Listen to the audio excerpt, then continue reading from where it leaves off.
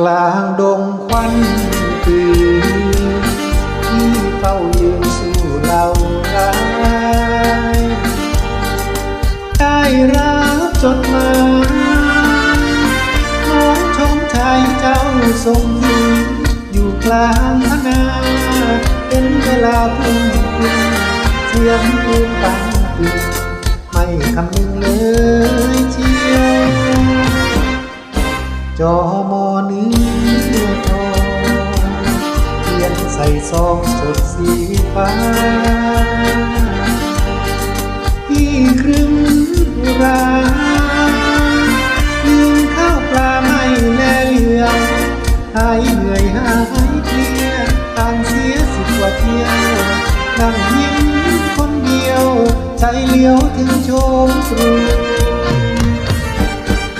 เสียงปืนลั่นปังตื่นผวังคลั่งหัวอกคว้าM16รบเข้ารบเตรียมต่อสู้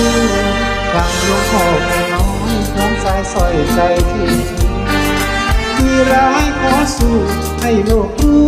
นักรบไทยจอมอคนจนตอกหน้ามนอยู่แนวหน้า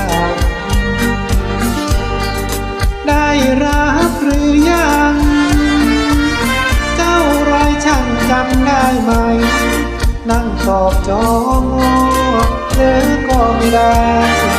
ทุกตาไม่ไหวหยุดหายใจทันที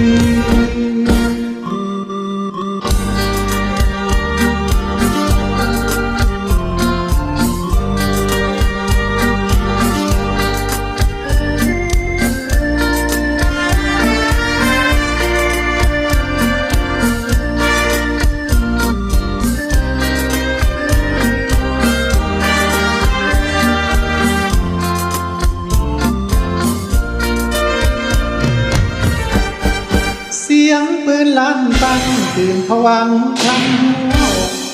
คว้าM16หลบเข้ารบเตรียมต่อสู้กลางหลวงพ่อน้อยของสายสร้อยใจที่ร้ายขอสู้ให้โลกรู้นักรบไทย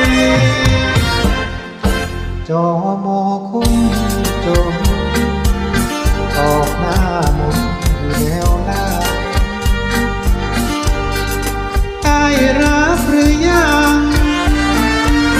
เจ้ารอยช่างจำได้ไหมนั่งตอบจอมอแล้วก็ไม่ได้ตาไม่ไหว